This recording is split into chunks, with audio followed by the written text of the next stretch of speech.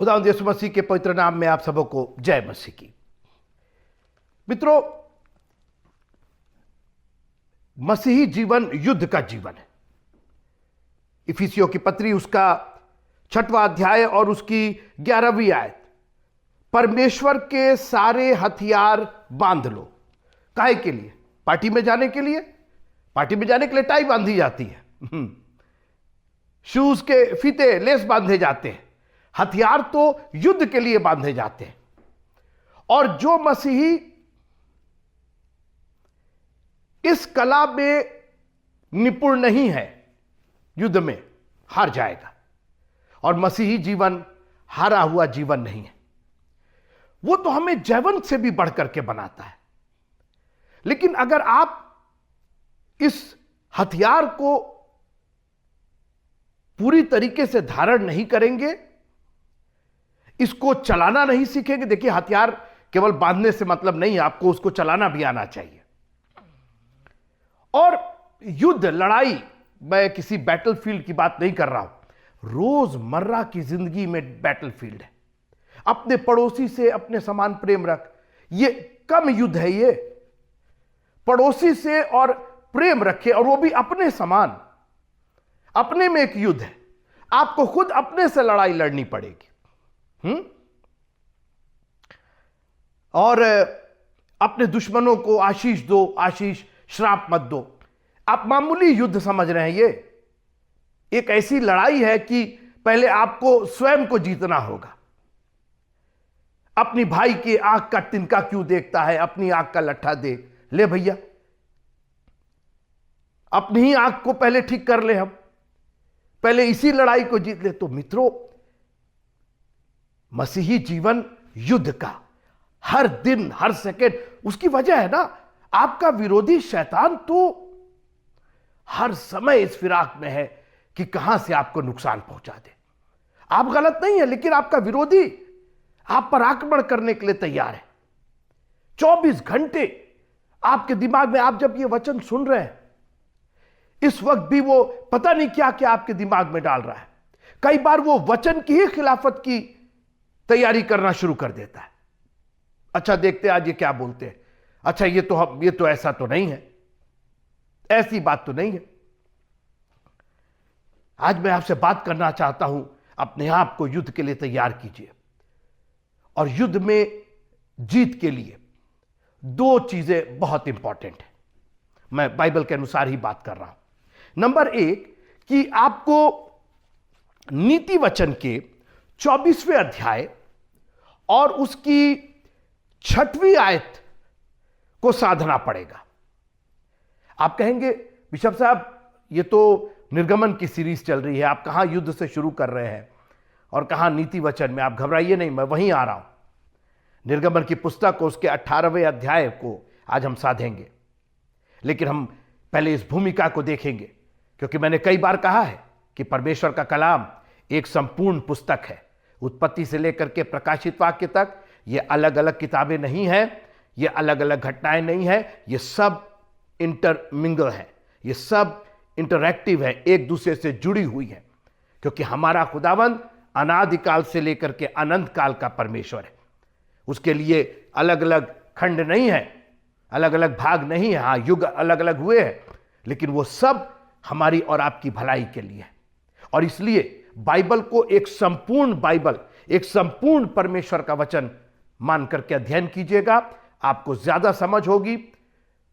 आपको जो बहुत से प्रश्न हैं, जिनका जवाब आप इधर उधर ढूंढते रहते हैं, उसका जवाब, उत्तर मिल जाएगा जब आप बाइबल को एक संपूर्ण पुस्तक के रूप में यहां से वहां से वहां। और एक और बात मैं कहूं कि रीत रिवाज को परमेश्वर के वचन से मत जोड़िएगा।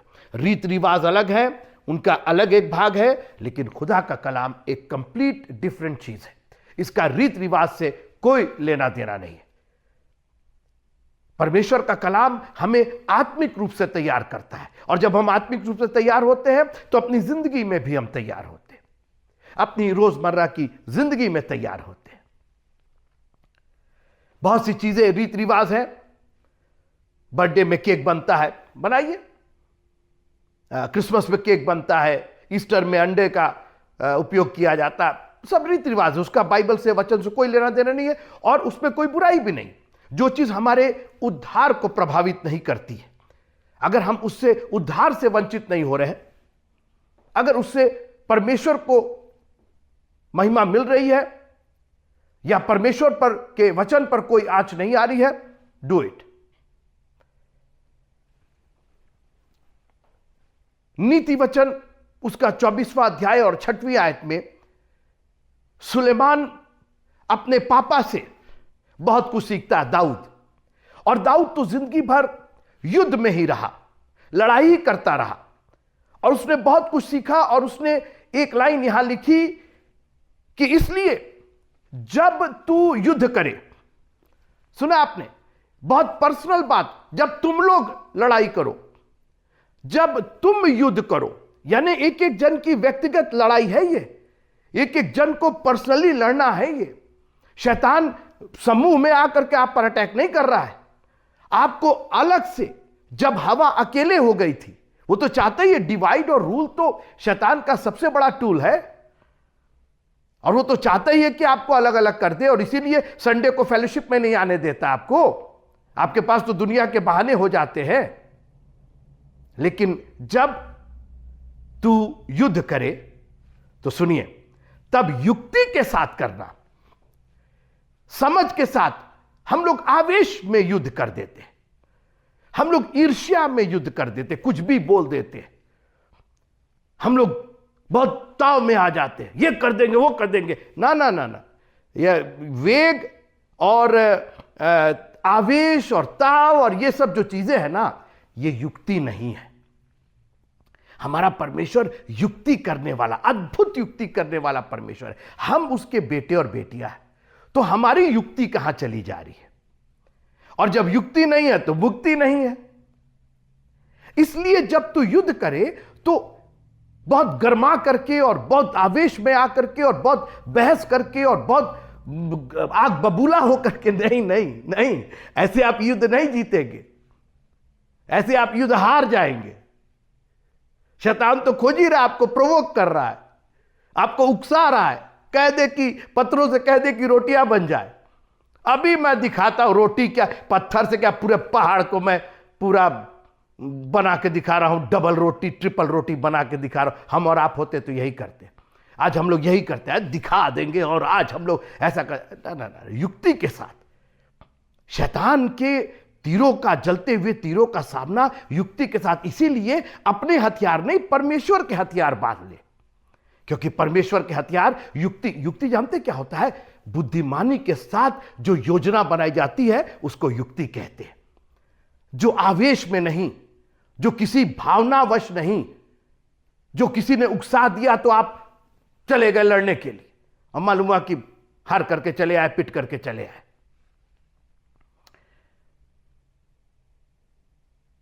मैंने कहा कि सुलेमान ने अपने पिता को देखा था कई युद्ध जीतते हुए, तो उसने हमें और आपको एक सजेशन दिया, बोला जब तू युद्ध करे, क्योंकि युद्ध तो होएगा ही, लड़ाई तो होगी, रोजमर्रा की लड़ाई होगी, तो युक्ति के साथ करना। और सुनिए, विजय बहुत से मंत्रियों के द्वारा प्राप्त होती है। आज मैं इसी पर बात करना चाहता हूं, मेरे साथ रहिएगा। विजय बहुत से मंत्रियों के द्वारा प्राप्त होती है। यह है युक्ति। है मैं अकेले मार दूंगा, काट दूंगा, ना ना ना ना ना, यह युक्ति नहीं है भाई, यह बुद्धिमानी नहीं है। हमारा परमेश्वर बुद्धिमान परमेश्वर है, सारी बुद्धि उस पर पाई जाती है, और हम मसीही लोग बेवकूफों के समान, मूर्खों के समान काम कर रहे हैं। नेव ही हम चट्टान की बजाय बालू पर डाले हुए। यीशु मसीह ने मूर्ख और बुद्धिमान का इशारा दिया हमें कि अगर आप बुद्धिमान नहीं है तो और है क्या फिर। और इसलिए बहुत आवेग में, बहुत आवेश में कोई काम ना करिए, और खास करके उस इब्लीस का, जो आकाश की शक्तियां हैं, जो दिखाई नहीं देती हैं, जो बदरूहे हैं, जो ईवल दुष्ट आत्माएं जो है, जो आपके ऊपर हावी होना चाहती है, कभी किसी इंसान से के में आकर के, और कभी किसी अपने में। आप सोचिए पतरस में समा गई, यीशु मसीह को डांटना पड़ा, शैतान मुझसे दूर हो। अरे वो पतरस है सर, वो आपका चेला है। नहीं, उसमें शैतान समा गया। अलग अलग तरीके से। हां, कभी कभी वो रूह में भी आ जाता है। यीशु मसीह के पास किसी स्वरूप में नहीं आया, आकर के कान में आवाज आई पत्थरों से रोटियां बना दे। लेकिन कभी कभी अपनों से, एक आदमी गरासेनियों के देश में नंगा कब्रों में रहता है। यीशु मसीह जब वहां पहुंचे तो चला आया यीशु मसीह का सामना करने के लिए। क्यों आया है तू? दुख देने आया है हमारे यहां से? चल। ये सब दुश्मन है आपके, ये बदरूह है, ये दुष्ट आत्माएं। आप सोच रहे वो आदमी नहीं, उस आदमी में जो दुष्ट आत्मा, जो सेना थी। यीशु मसीह ने पूछा तू कौन है? हम सेना है। उसने नहीं कहा कि मैं, अरे हम कौन है, हम देखिए हम तो कपड़े भी नहीं है, गरीब आदमी है, ये वो नहीं। उस आदमी की प्रॉब्लम नहीं थी, उस सेना जो उसके अंदर थी।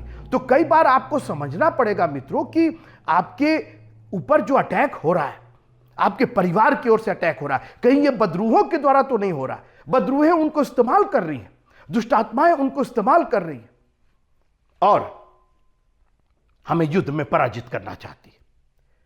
और इसलिए सुलेमान ने कहा कि बहुत से मंत्रियों के द्वारा, और आज मैं निर्गमन की पुस्तक में बहुत से मंत्रियों की बात करना चाहता हूं। अब इस्राएली लोग फिरौन के जाल से मुक्त थे, लाल समुंदर के पार आ चुके थे, एक छुटकारा मिल चुका था। हां, अभी कनान देश नहीं पहुंचे थे, मार्ग में थे। और आज मैं आपको चैलेंज करना चाहता हूं मित्रों, हम भी फिरौन से छूट चुके हैं। लाल समुंदर हमने पार कर लिया है। लाल समुंदर ये संसार है। हमने संसार को छोड़ करके, उसकी अभिलाषाओं को छोड़ करके हमने उससे मुंह मोड़ लिया है। हमने हल पर हाथ रख दिया है और अब सामने देखना है। हमारा कनान देश स्वर्ग देश है, हमारा प्रभु हमको लेकर के जा रहा, मगर हम अभी यात्रा में हैं। और जब तक जिंदा रहेंगे, जब तक सांस रहेगी, ये यात्रा चलती रहेगी। और इसलिए इस यात्रा में बहुत से एनिमी हैं आपके, बहुत से शत्रु हैं आपके, और आपको अपने आप को संभाल करके रखना होगा। पहला शत्रु है आपस के ही लोग, आपके काम, आपकी मिनिस्ट्री। अरे ये कैसे आपका शत्रु हो सकता है? मैं आगे आ रहा हूं, मेरे साथ रहिए आप। तो मूसा अब मार्ग में है, 20 लाख के करीब इस्राएली हैं, टेंट लगा करके और तंबू लगा करके सब पड़ाव किए हुए हैं। वहां से फिर उठते हैं, फिर आगे जाते हैं। एक लंबा सफर, 40 साल का सफर, हम उस पर बात कर चुके हैं। और हर दिन एक अजीब काम होता था। मैं पढ़ना चाहता हूं निर्गमन की पुस्तक और उसका 18वां अध्याय, Exodus chapter number 18 and verse number 13 onward. निर्गमन की पुस्तक उसका 18वां अध्याय 13वीं आयत से लेकर के और 18वीं आयत तक। दूसरे दिन मूसा लोगों का न्याय करने को बैठा और भोर से सांझ तक लोग मूसा के आसपास खड़े रहे। टाइमिंग देखिए, भोर से सांझ तक 12 घंटे होते हैं, भोर से लेकर के शाम तक 12 घंटे लोग मूसा के पास खड़े रहे। यह देखकर कि मूसा लोगों के लिए क्या क्या करता है, उसके ससुर ने कहा, यह क्या काम है जो तू लोगों के लिए करता है? क्या कारण है कि तू अकेले बैठा रहता है और लोग भोर से सांझ तक तेरे आसपास खड़े रहते हैं? मूसा इतना बड़ा लीडर फिरौन का सामना निकाल करके लेकर के आया परमेश्वर की आज्ञा और परमेश्वर के सामर्थ्य से, और आज वो 12-12 घंटे लोगों से घिरा हुआ है, अकेले बैठा है। अभी मैंने क्या पढ़ा?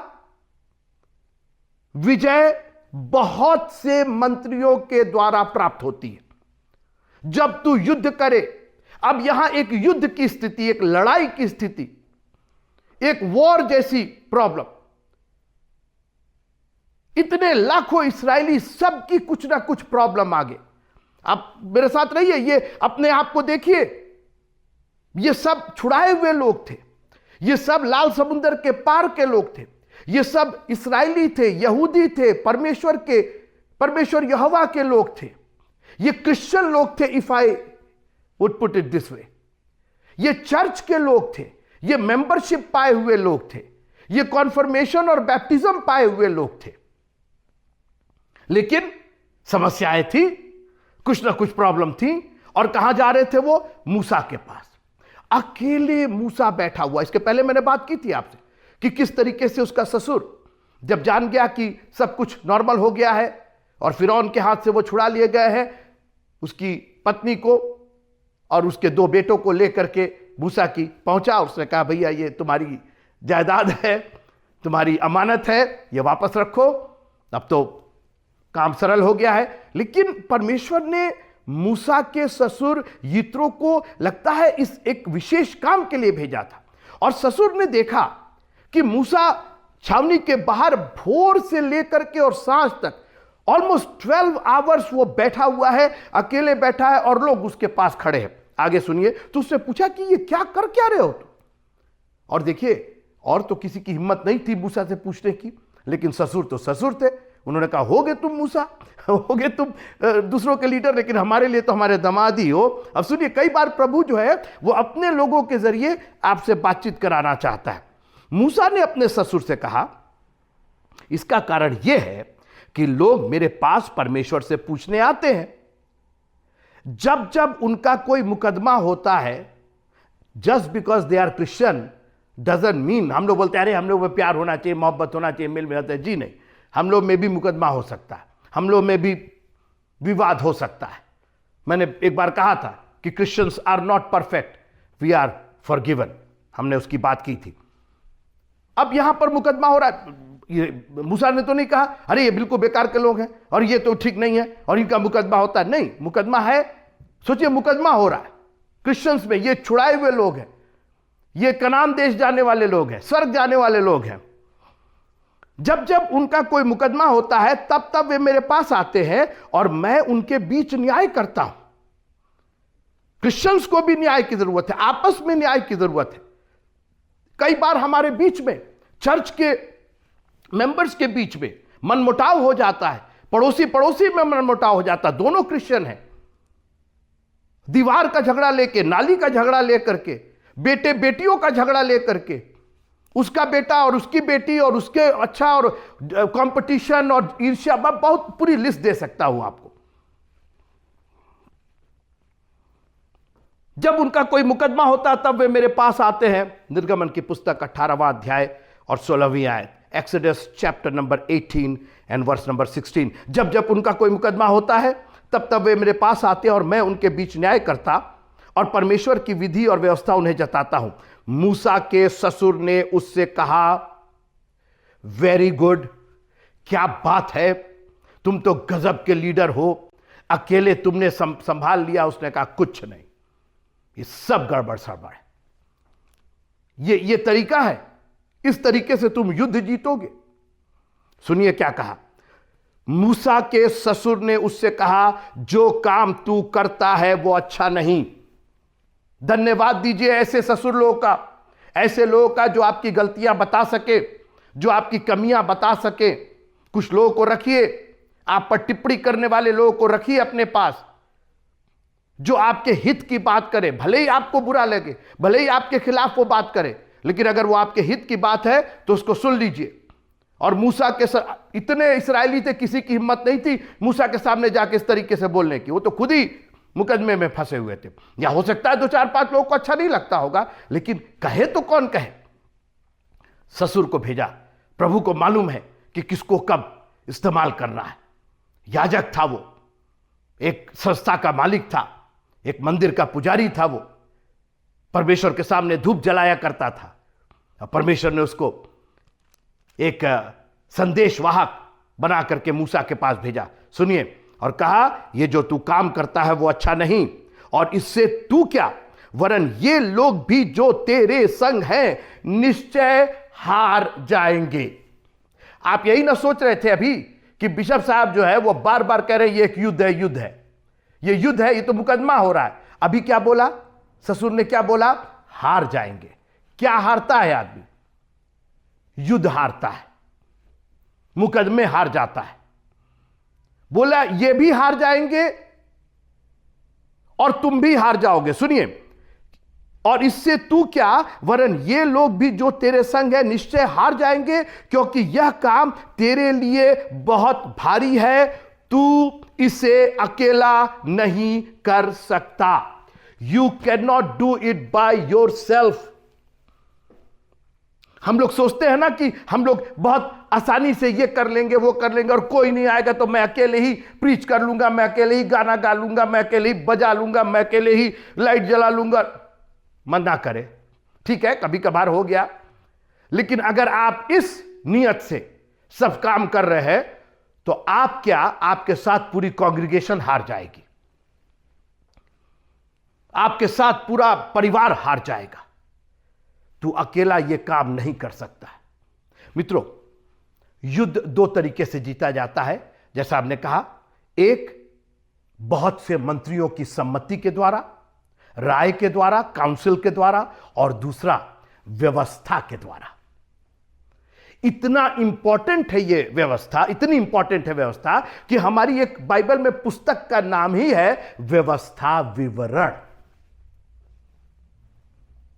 व्यवस्था विवरण नाम की पूरी पुस्तक ही रख दी गई, क्योंकि उसमें व्यवस्थाएं दी गई। युद्ध में जाना है इनको एक मिशन, एक टारगेट दिया गया है, एक लक्ष्य की पूर्ति होनी है। जो व्यवस्थित नहीं होता है वो लक्ष्य की प्राप्ति नहीं कर सकता है। पौलुस ने कहा, मैं निशाने की ओर दौड़ा चला जाता हूं। जानते कैसे? व्यवस्था की वजह से। मैं सुबह 5 बजे उठता हूं, नहा धो करके 6 बजे ट्रैक पर पहुंच जाता हूं। मैं अपने आप को युद्ध के लिए, लड़ने के लिए, रन करने के लिए, दौड़ने के लिए तैयार करता हूं। एक व्यवस्था है हमारी। हम कुछ भी नहीं खा लेते, कुछ भी नहीं पी लेते, कुछ भी नहीं सुन लेते, कुछ भी नहीं बात कर लेते। हमारी व्यवस्थाएं बनी हुई हैं। और मैं आपसे निवेदन करना चाहता हूं कि प्रभु को हाजिर नाजिर जान करके अपनी जिंदगी में व्यवस्था बनाइए। अगर आपकी जिंदगी व्यवस्थित नहीं है, आपकी जिंदगी अरेंज नहीं है, जो देखिए अरेंजमेंट व्यवस्था में होता क्या, प्रायोरिटीज तय होती है, प्राथमिकताएं तय होती है। पहले क्या करेंगे, उसके बाद क्या करेंगे, उसके बाद आप सुबह उठ करके सीधे काम धंधे पर नहीं लग जाते और शाम को फिर ब्रश करते हैं, शाम को फिर हाथ से साबुन से हाथ धोते, शाम को फिर मुंह धोते। नहीं, सुबह उठते, वो प्राथमिकता है। पहले आप उठेंगे, मुंह धोएंगे, ब्रश करेंगे, नहाएंगे, कपड़े पहन करके तैयार होंगे। ये सब व्यवस्थाएं हैं मित्रों। आप जब कपड़े पहनते, इसकी भी व्यवस्था है। पहले ही आप शूज नहीं पहन लेते और उसके बाद कोशिश कर रहे हैं पैंट कैसे पहने। मालूम हुआ पैंट भी फट गई, शूज भी फट गई।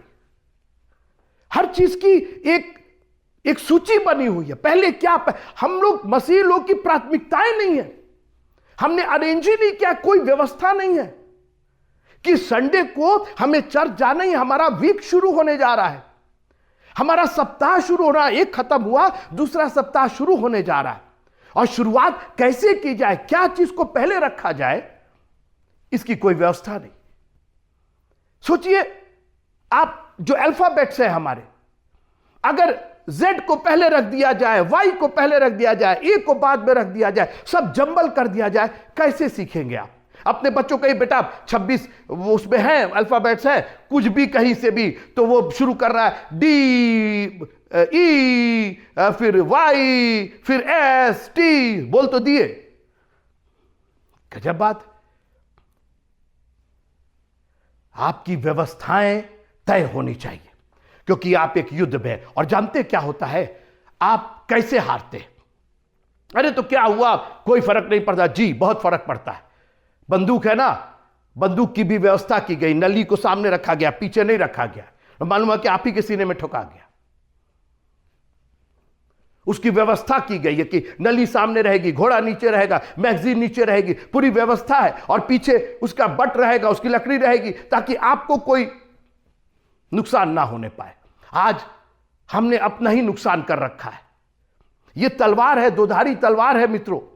इसको व्यवस्थित रूप से आप नहीं चलाएंगे, आपका खुद नुकसान हो जाएगा, आपकी कांग्रीगेशन का नुकसान हो जाएगा। ससुर ने आके कहा, ये जो आप कर रहे हो ये गलत कर रहे हो। जानते हैं सबसे बड़ी गलती क्या थी उसकी? वो अकेला सब कुछ कर रहा था। और एक बात ध्यान से सुनिए, अकेला रहना केवल और केवल परमेश्वर का अधिकार है। और किसी का अधिकार नहीं। बाग अदन में परमेश्वर ने तय कर दिया कि मेरे सिवा और कोई अकेले नहीं रहेगा। दूसरा अध्याय उत्पत्ति का उसकी 18वीं आयत, तब परमेश्वर ने कहा कि आदम का अकेला रहना अच्छा नहीं है, क्योंकि अकेले तो मैं ही हूं। मैं पढ़ना चाहता हूं, आपको अकेलेपन की मैं बात पढ़ना चाहता हूं। यशायाह नबी की पुस्तक आइज़ाया चैप्टर नंबर 44, यशायाह नबी की पुस्तक 44वां अध्याय और उसकी 24वीं आयत। Isaiah chapter 44 and verse number 24। यहोवा तेरा उद्धार करता जो तुझे गर्भ ही से बनाता आया है, यो कहता है, मैं यहोवा ही सबका बनाने वाला हूं, जिसने अकेले ही, ये वर्ड केवल परमेश्वर, केवल यहोवा परमेश्वर, केवल हमारा रचयिता, केवल हमारा बनाने वाला, केवल हमारा उद्धार करता इसको इस्तेमाल कर सकता है, जिसने अकेले ही आकाश को ताना है। उसने खुद को कहा मैंने अकेले ही, ये जो टाइटल है अकेला, ये सिर्फ परमेश्वर का अधिकार है। और खबरदार जो आपने सोचा अरे मैंने अकेले मिनिस्ट्री खड़ी की है, अकेले बनाया है और अकेले मैं प्रजा, ये सब काम ना करिए तो अच्छा है, क्योंकि आप भी हारेंगे और आपके साथ जो कांग्रीगेशन, आपके साथ जो लोग हैं, आपके साथ जो समूह है, वो सब हार जाएगा। कुछ मंत्रियों को अपने पास रखिए। और आज मैं बड़े गर्व के साथ कहना चाहता हूं, खास करके अपनी मंडली के लिए। हमारी मंडली जब शुरू हुई तो हमने सिस्टर मोरान ने काफी मेहनत की, इसमें कोई शक नहीं। लेकिन एक दिन आया जब मुझे पता चला कि अकेले मैं नहीं कर सकता हूं। एक टाइम था मैं अकेले हारमोनियम बजाता था, अकेले बाइबल पढ़ता था, अकेले गाना गाता था, अकेले प्रीच, एक ही उसका बस एक टाइम था। लेकिन जब मैंने ये पढ़ा, मैंने कहा ना, ऐसा नहीं होगा। और आज मैं आपको बताऊं, हमारी मंडली में प्रचार करने की आप बात करें, इतने नौजवान हैं कि मैं तो उनके प्रचार सुन करके आश्चर्यचकित हो जाता हूं, प्रभु कहां से इनको ये रेवलेशन मिला। एक जन को मैंने कई बार अपने जवानों को आजमाया है, बिल्कुल मतलब कोई समय मैंने नहीं दिया। मैंने कहा भाई फलाने अगर आप आज परमेश्वर का वचन प्रचार कर सके, शेयर कर सके, एंड दे आर रेडी। और इतने अच्छे तरीके से परमेश्वर के कलाम को, इतने नौजवान, जिसको बोल दिया कि भैया आज प्रीच कर देना, आज परमेश्वर का कलाम कर देना, इतने अच्छे से जिसको बोल दिया गाना गाने। हमारे पास पूरी टीम बनी हुई है, जो बजाने और गाने वाले हैं वो क्या लाजवाब, उनको उसकी जिम्मेदारी दी गई। अब मुझे ना बजाने की जरूरत है ना मुझे गाने, मैं गाता जरूर हूं, लेकिन they are the one who are responsible for that.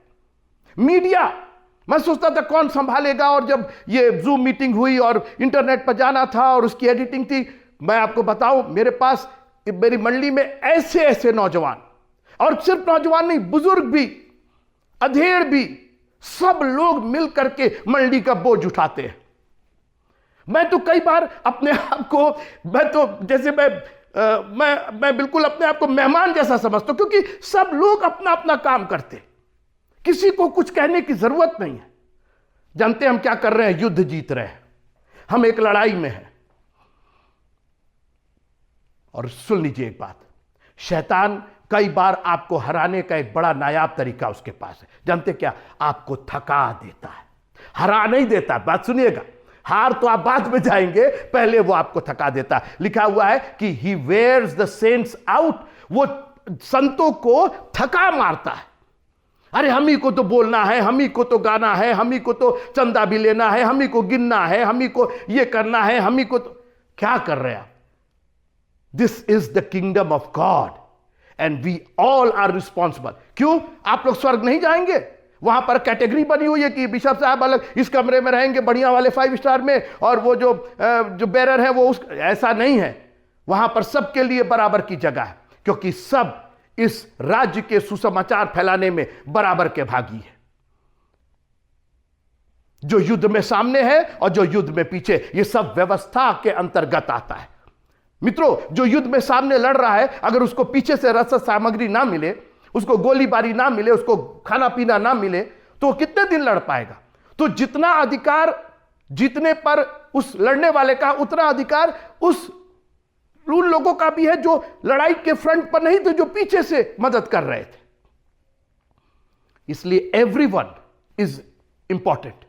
और ये परमेश्वर का वचन, प्रभु तेरा धन्यवाद, तूने हमारी बहस को, हमारी समस्या को एक चैप्टर में दूर कर दिया। हम लोग जो अपने पर, जानते क्या होता, अकेलापन जब होता है ना तो घमंड आ जाता है, वो एक ऐंठ आ जाती है, वो अलग सी, अरे मैंने और मैंने और मैंने और कुछ नहीं। अकेला रहना केवल परमेश्वर का अधिकार है। यह चीज कभी आने मत दीजिएगा।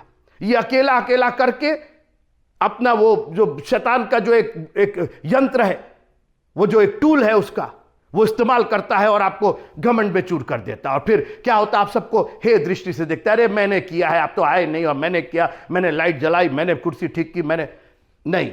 सब लोग इंपॉर्टेंट है, पूरा चर्च। और चर्च का मतलब मैं सिर्फ एक चर्च की बात नहीं कर रहा, मैं पूरे मसीह समाज की बात कर रहा हूं। हर लोग कहीं ना कहीं, आप अपने घर में प्रिपरेशन करके फिर आप चर्च आते हैं, समूह में आते हैं, क्योंकि आप ऑलरेडी प्रिपेयर्ड हैं। घर से आपने बच्चों को ट्रेनिंग दे रखी है, आपने उनको भजन संहिता 23 सिखा रखा है। तो जब वो संडे स्कूल में आते हैं, तो जब टीचर पूछती है तो उनको खुशी होती है उसको बताने में। आपने यीशु मसीह के दृष्टांतों की, उसके आश्चर्य कर्मों का वर्णन आपने अपने बच्चों से कर दिया है। तो जब वो संडे स्कूल में आते हैं तो वो एंजॉय करते हैं उसको, आपने पहले ही प्रिपेयर कर दिया है। You are helping the kingdom of God.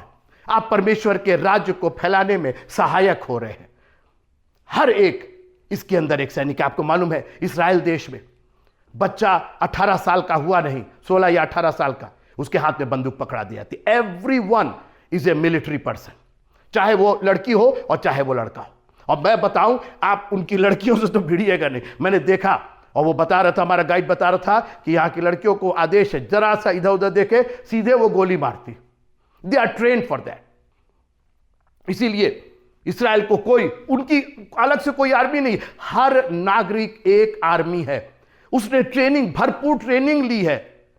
कभी भी वो कोई भी हथियार उठा करके और उसका इस्तेमाल कर सकता है। उसको युद्ध की युक्ति मालूम है, बचपन से ही उनको ट्रेनिंग दी जाती है। अलग से वो किसी कैंप में और किसी जगह पर, और ये सैनिकों के रहने का ना, ऐसा कुछ नहीं। वो समाज में ही रहते हैं।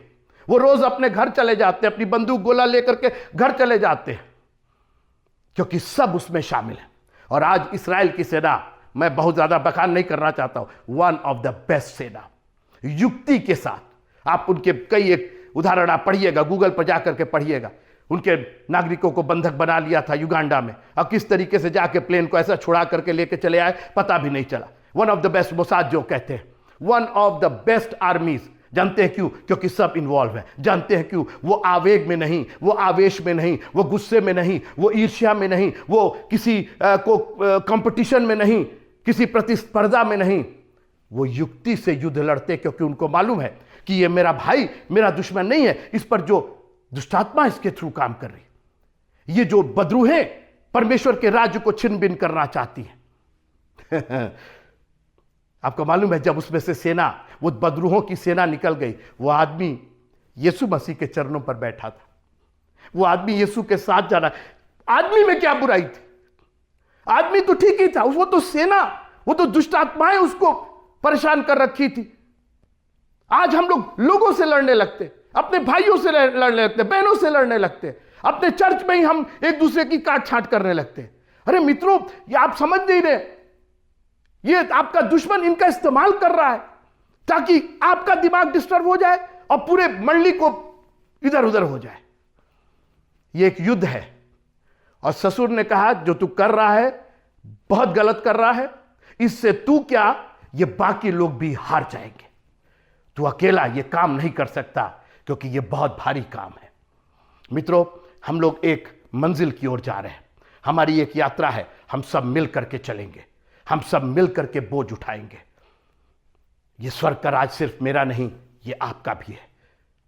मैं प्रभु का धन्यवाद करता हूं, खास करके अपनी कलीसिया के लिए, कि हमारी कलीसिया ने जिस तरीके से बोझ को संभाला है, एक एक जन ने बोझ को संभाला है।